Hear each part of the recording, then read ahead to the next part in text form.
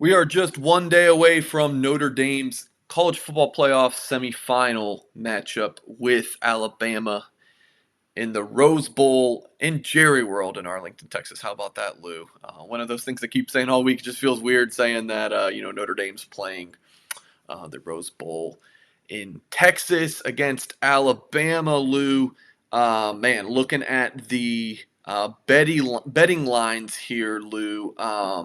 20-point favorite the Crimson Tide are. Over-unders at 65.5. And the Odd Shark predicted score is 52-30. So my first question for you, Mr. Somogyi, is if that is the outcome, without knowing the context of that score, how do you feel like Notre Dame fans would react by losing by 22 points? Well, judging from what I've seen on the message board, I think many of them would actually feel relieved. It's crazy as far as seldom do I see such little confidence, and maybe that might be the best thing in the world. I mean, I know Notre Dame players always talk about, well, we don't pay attention to that stuff. Of course, they pay attention to that stuff. They know all that's going on there, and the way I look at it, Mike, is that Notre Dame has to display the same.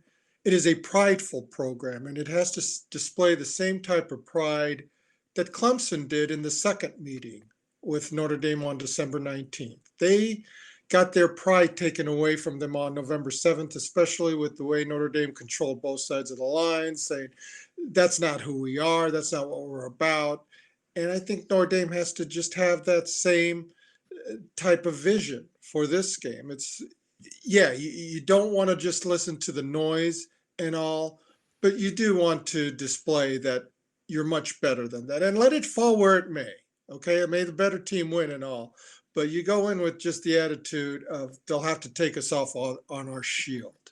All right, Lou, here's kind of my thoughts on the game. If I'm Alabama, first of all, offensively, I am testing the corners. I am throwing deep a good bit.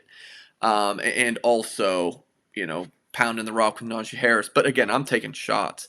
And then when Notre Dame has the ball, I am crowding the box a ton and saying, all right, Ian Book, why don't you throw the ball on Patrick Surtain? Why don't you throw the ball on our, pretty loaded defensive back group, which is riddled with four stars. Patrick Surtain, Tommy Rees said, is one of the best cornerbacks he's seen in a long time. You can check out article at blueandgold.com comparing these Alabama and Notre Dame starters as recruits, and also did a video on that. You can find that in the description of this video. So, Lou, I mean, yeah, if you're Alabama, just throw the ball deep, and then on the other side of the ball, say, all right, Ian Book, like take your shots and see if you can beat us one-on-one coverage. Because I mean, Yeah, if they just Lou, if they say, all right, like Notre Dame's strength is their running game, so you would think they would just try to take that away. that's what you would think. And I think Clemson and Brent Venables kind of gave a blueprint to the Alabama team of also keeping Ian Book in the pocket. Don't let him get to the outside. Don't let him scramble away and beat you with his legs, because that's where he's often done his greatest damage. Because the running game is kind of correlated with what Ian Book is able to do with the improvisation and the ad libbing that he does against the pass rush. He drove Clemson batty in that first game. He had 67 yards rushing, and second game they got 6 sacks on him, and he finished with minus 35 yards. So there's a difference of 102 yards right there in the rushing output. So yeah, that all makes sense, and Notre Dame has to be prepared to be able to adjust as well to what Alabama's going to give them based off of what Clemson had success with. Yeah, Alabama averaging, this is just ridiculous, Lou. 49.7 points per game. I mean, have you ever seen anything like their offense? I mean, Yeah, 49.7 points per that's game. LSU last year. They Right. averaged 48.4, and Clemson put up 44 against Alabama in the championship a couple years ago. That's the way college offenses have become, Mike. You look at the last 3, 4, 5 years. with Oklahoma, Clemson, Ohio State, Alabama, they've all been in that 44 to 50 range. Notre Dame's had a solid offense. Usually they've been in the 30 to 36 range. That's not bad, but to at this juncture of the game, and Nick Saban talked about it too, is once you get to this level with the playoffs and everything, it's the teams with that scoring proficiency that really start to stand out a little bit more. Want to make sure everyone listening via podcast, short podcast here, is subscribed on Apple, Spotify, wherever you're listening to it, and please leave us a 5-star review if you'd be so kind. And if you're watching via YouTube, please hit the thumbs up. Please subscribe to our channel. Please hit the bell to get notifications anytime we post a YouTube video. And please leave us a comment in this video with your score predictions for Notre Dame's matchup with Alabama, which Lou and I will cover here shortly.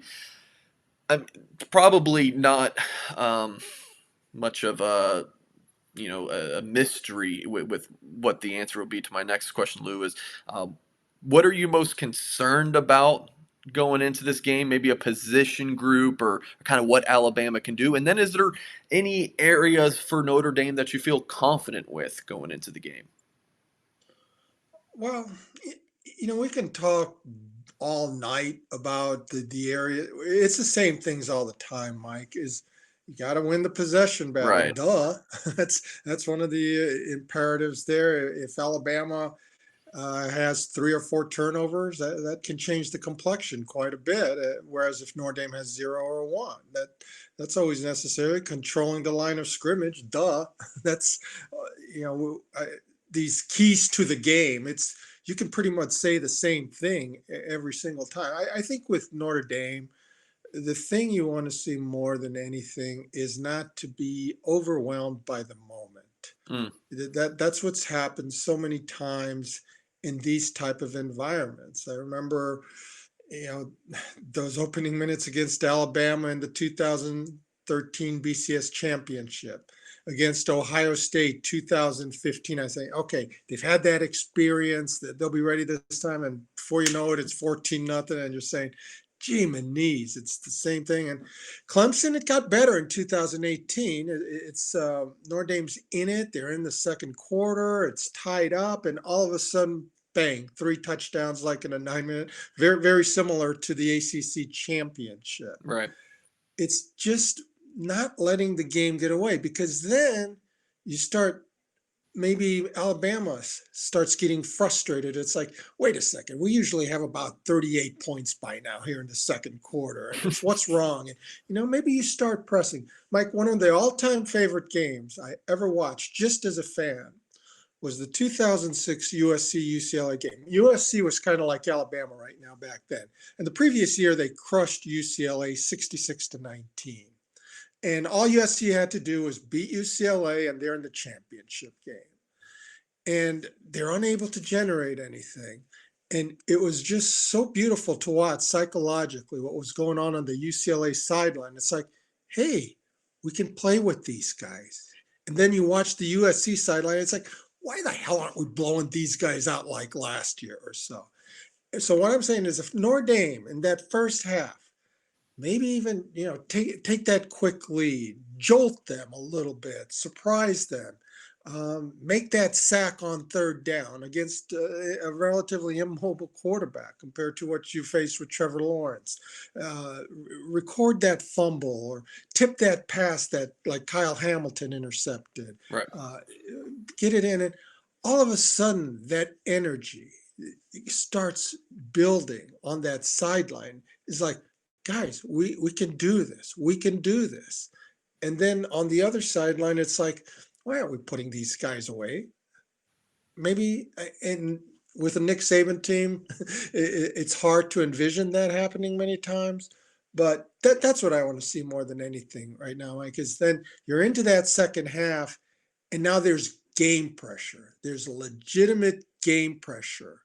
And Notre Dame has absolutely nothing to lose. No one is expecting them to be in the game. And now they're playing freely with confidence. And with Alabama, it's like, okay, we don't experience this game pressure too much. Lou, can these two things be true? One, that Alabama is just the much better team than Notre Dame, and two, that Notre Dame absolutely belonged in this college football playoff. I feel like, you know, from we interact so much with Notre Dame fans on our blueandgold.com message board, in that look, even if like let's say that 52-30 score happens, it's like all right, the gap is not closed. Like Alabama's still this much better than us, but I mean, Notre Dame still, like Brian Kelly touched on this week, Notre Dame still belongs on this stage. It's just, I mean, Alabama and Clemson are just better, but I mean, Notre Dame's right there with the Oklahomas and the Georgias, and LSU won a national title, but they took a huge step back this year. Like they're still strongly in that tier two status.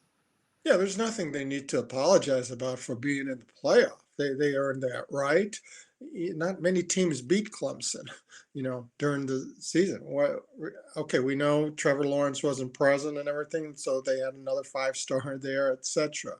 But you earn your right to get in there, so there's nothing to apologize for there. It's just that unfortunately, Alabama and Clemson have taken their games to such a level.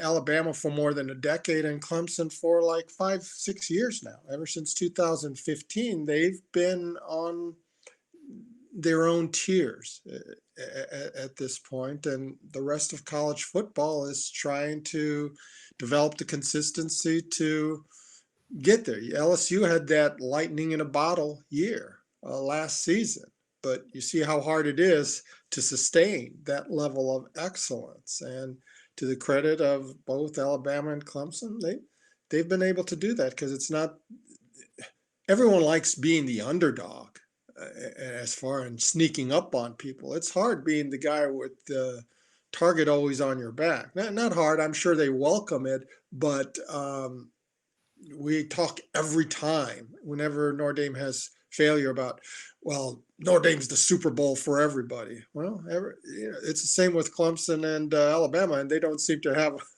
much difficulty responding to that. It seems like Notre Dame is improving. The program is in such a better state than it was, the last time Notre Dame and Alabama faced, just in terms of the talent. But Alabama's also evolved, and gone from a team that kickers were always missing everything, and quarterback play wasn't that great, and now in the 2017 class they brought in Tua and Mac Jones and Najee Harris and Devonta Smith, Dylan Moses. I mean, that 2017 class was probably one of the best you're going to see. Before we get out of here, Yeah, Lou, yeah, and that's the thing, Mike. He's evolved. Nick Saban has evolved. His teams were always identified foremost with defense and power running games. You look at that first national championship team, they won games 17-14, 12-10, just those white knuckler physical games, blue collar type thing. And he saw what the direction that college football was taking with these dynamic quarterbacks and spread sets. And he adapted. And Mike, every year in June we put out our preseason yearbook, and we make the predictions of who's going to be the MVP for Notre Dame, what bowl will they be in, and we also make college football predictions, who's going to play in the national championship. I think every year I say, no, I'm not going to do it this year. I'm not going to put Alabama and Clemson. It's boring. And you know what I did? I put Alabama and Clemson this year, and it's like, until somebody proves it otherwise, that's what you do. And I'm sure I'm going to do the same in 2021. my score prediction, Lou, 37-27. That's what I put in our ACC championship game recap and then Rose Bowl preview magazine issue of Blue and Gold Illustrated. Put that in and thinking, 37 points would be the lowest point total of all season, which I'm like, maybe, maybe that's you know, 2 seasons. two Two seasons. seasons. How Yeah. about that? Well, actually, yeah. Their last 24 games, Alabama has scored a minimum of 35 points. So that's a hard streak to sustain. But you would have to argue that Notre Dame might be one. if not the one of the couple best defenses they've played in that span. Mhm. So yeah, that's my score prediction. Don't feel very confident about it. I mean, probably at the end of the day, it'll be close to what Vegas has predicted. But what are your thoughts, Lou? What are you putting on our website Thursday morning? Um, well, I have in the edition I had it 33-20 Alabama and 33 four field goals. I think Notre Dame's defense is going to be valiant as anything. They'll be tough, and sort of maybe like with Clemson. In Clemson November doesn't, 7th. yeah, Alabama's not going to have that multiple threat at quarterback. And I think Notre Dame is capable of holding them to field goals instead of touchdowns. And, you're going to need to do that. Um, Maybe even considering 33-24.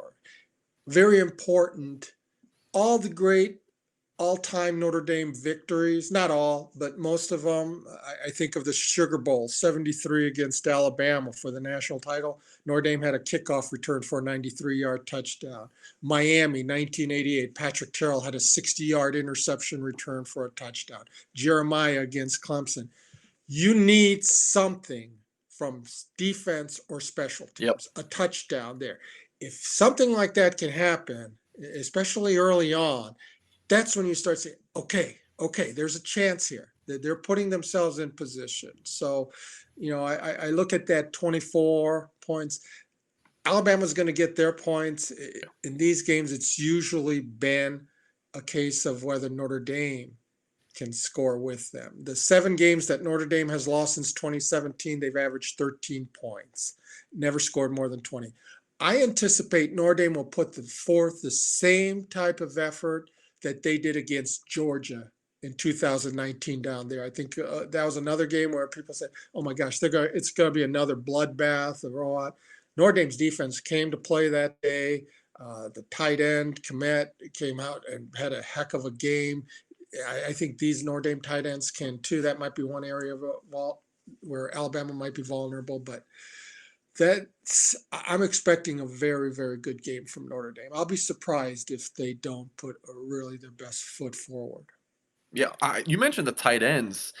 Alabama's secondary against Notre Dame receivers. Alabama has the clear advantage, but those tight ends for Notre Dame might be able to, wreak some havoc. Michael Mayer, Tommy Tremble, Brock Wright. I think, they need to step up for Ian Book, and Ian Book's going to need to find those guys. That's going to do it for this preview show. Join us 15 minutes after the final whistle of the Rose Bowl, and myself and Mike Goolsby will be going live on YouTube to break down the game, and we'll also post the audio podcast of that in that format. So appreciate you guys watching this video or listening to the show, and please remember to like and subscribe wherever you're listening or watching.